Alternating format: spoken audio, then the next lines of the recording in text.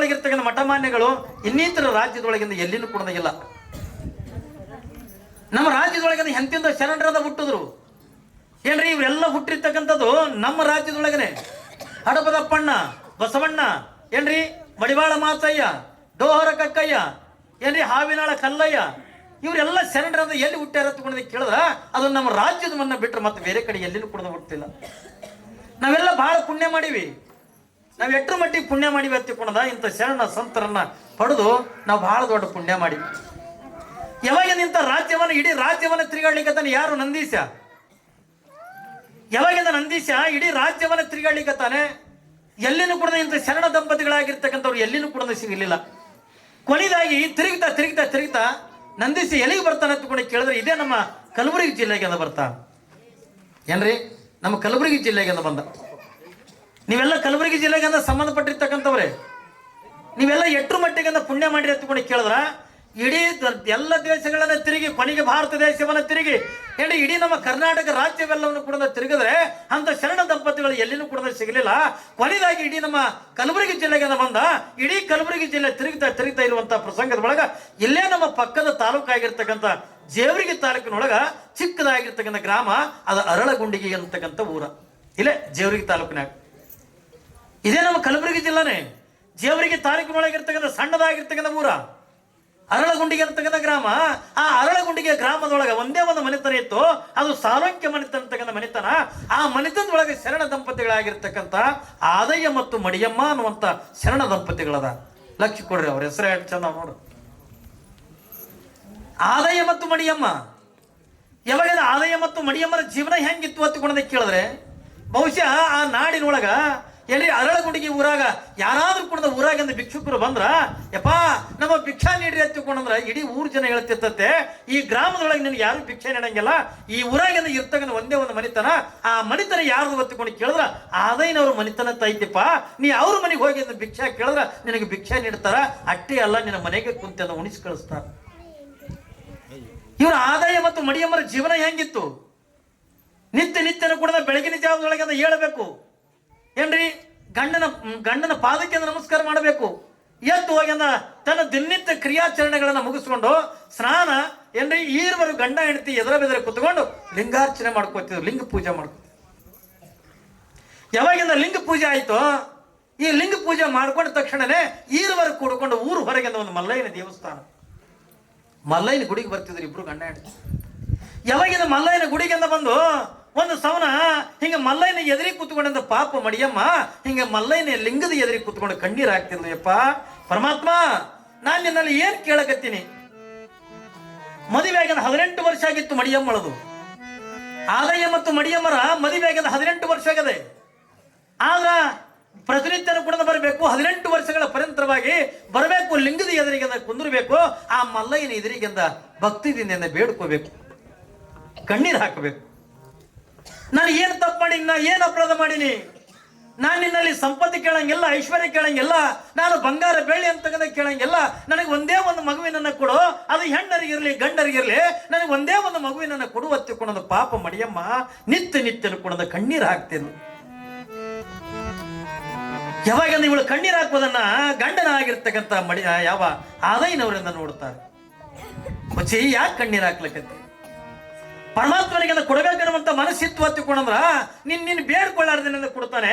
ಆದ್ರೆ ಅವನ ಮನಸ್ಸಿನೊಳಗಂದ ನನಗೆ ಮಕ್ಕಳನ್ನೇ ಕೊಡಬಾರ್ದು ಅನ್ನುವಂತ ಅವನ ತಲೆಗಿದ್ದಾಗ ನಾವು ಏಟು ಬೇಡ್ಕೊಂಡ್ರು ಕೂಡ ಭಗವಂತ ಕೊಡಂಗಿಲ್ಲ. ಏನು ಮಕ್ಕಳಾದನ್ನೇ ನಮಗೆಂದ ಒಳ್ಳೇದೇನು? ಯಾವ ಹೆಂಡತಿಗೆ ಒಂದು ಮಾತು ಹೇಳ್ತಾನೆ, ನಿನಗ ನಾನು ಮಗನಾಗಿರ್ತೀನಿ, ನನಗೆ ನೀನು ಮಗಳಾಗಿಂದ ಇರು, ನಮ್ಮ ಈರುವರ ಜೀವನ ಅಂತ ಹಿಂಗೆ ಕಳೆದು ಬಿಡೋಣ, ಯಾಕೆಟ್ಟು ದುಃಖ ಮಾಡ್ತಿದ್ದಿ, ಯಾಕೆಟ್ಟು ಕಣ್ಣೀರ್ ಆಗ್ತಿದೆ ಅಂತಂದು ಪಾಪ ಹೆಂಡತಿಗೆ ಅಂದ ಆದಯ್ಯ ಶರಣರಂದ ಹೇಳ್ತಾರೆ.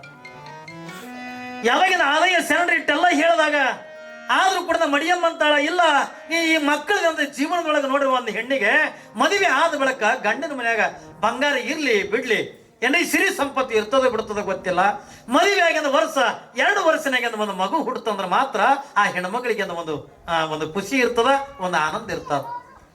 ಒಂದ್ ವೇಳೆ ನಾವು ಮದುವೆ ಆಗಿಂದ 3-4 ವರ್ಷದಿಂದ ಹೋಯ್ತು ಹತ್ತಿಕೊಂಡ್ರ ನಮ್ಮ ಜೀವನದೊಳಗೆ ಹೆಣ್ಣಿನ ಜೀವನದೊಳಗ ಮಕ್ಕಳೆಲ್ಲ ತಗೊಂಡಂತಕ್ಕಂಥ ಕೊರಗ ಏನ್ರಿ ಪ್ರತಿಯೊಬ್ಬ ಹೆಣ್ಣು ಮಕ್ಕಳಿಗೂ ಕೊಡದ ಇರುವುದೇ.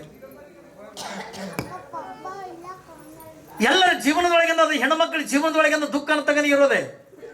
ಯಾಕ ಒಂದು ಕಡೆಗಿಂದ ಏನ್ರಿ ಆಡ್ಕೊಳ್ತಕ್ಕಂಥ ಹೆಣ್ಮಕ್ಳು ಇರ್ತಾರಿಲ್ರಿ. ಒಂದು ಕಡೆಗೆ ಆಡ್ಕೊಳ್ತಕ್ಕಂಥ ಹೆಣ್ಮಕ್ಳು ಏನಂತ, ಅಯ್ಯೋ ಆಕಿ ಮದುವೆ ಆಗ್ಯದ 8 ವರ್ಷ ಆಯ್ತು, ಆಕಿ ಇನ್ನ ಮಕ್ಕಳಿಲ್ಲ ಆಕಿಗೇನು ಮಕ್ಕಳಕ್ಕವ, ಆಕಿ ಬಂಜ್ ಅದಾಳ ತಿಳ್ಕೊಂಡು ಹೆಣ್ಣು ಮಕ್ಕಳಂದು ಒಬ್ರಿಗೊಬ್ರು ಮಾತಾಡ್ಕೋತಾರ. ಒಂದ್ ಅರ್ಧ ಗಂಟೆ ಸುಮ್ ಶಾಂತ ಕುಂದ್ರಿ. ಅವ್ರು ಯಾರ್ಯಾಕೆ ಬರ್ಲಕ್ಕ ಯಾರ್ಯಾಕೆ ಹೋಗಲ್ರಕ್ಕ. ಯಾಕಂದ್ರೆ ಇಲ್ಲಿ ಇದು ಬಹುಶಃ ಅವ್ರಿಗೆ ಪುರಾಣ ಏನೋ ಗೊತ್ತಿಲ್ಲ. ಅವ್ ಎಲ್ಲರೂ ನಾಟಕ ಇಟ್ಟಕ್ ಹಿಂಗ ಅಗ್ದಿ ಕೈ ಕಟ್ಟಿ ನಿಂತು ಸೀಟಿ ಹೊಡೆದ್ ಬರೋ ಮಂದಿ. ನೋಡ್ರಿ ಅವ್ರ ಅಕ್ಕ ಗೊತ್ತಿರೋದಕ್ಕೆ ಕಲಿಸಿದ್ದಾರೆ ಕಲಿಯವ. ಎದುರೇ ಮಾತಾಡ್ತಿಲ್ಲ, ತಿಳಿಸಿ ಹೇಳಕ್ಕೆ ಬಂದಿನಿಲ್ಲ. ಮಾತಾಡಿದ್ರೆ ತಿಳ್ಕೋರಿ, ಎದುರು ಮಾತಾಡಬಾರ್ದಂಗ ಐತಿಲ್ಲ.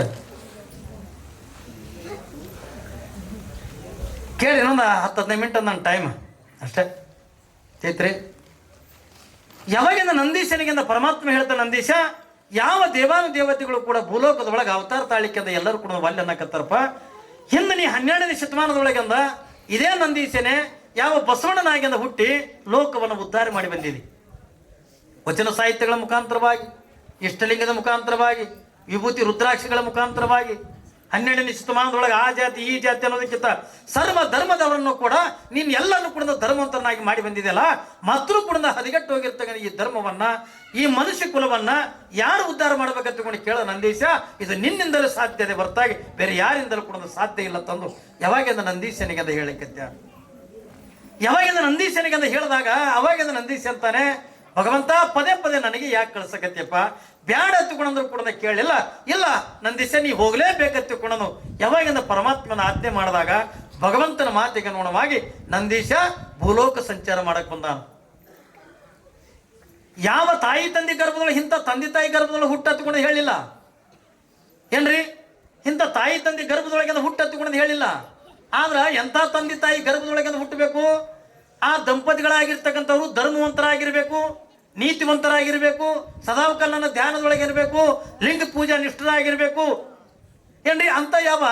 ಅಂತ ದಂಪತಿಗಳ ಗರ್ಭದೊಳಗ ನೀನು ಹುಟ್ಟಬೇಕು ಹತ್ತಿಕೊಂಡಂಥದನ್ನ ನಂದೀಶನಿಗೆಂದ ಯಾವಾಗಿಂದ ಹೇಳಿದಾಗ ಆಯ್ತಪ್ಪ ಹತ್ತಿಕೊಂಡ ನಂದೀಶ ಭೂಲೋಕದೊಳಗ ಅಂತ ಶರಣ ದಂಪತಿಗಳನ್ನು ಹುಡುಕ್ಲಿಕ್ಕತ್ಯ.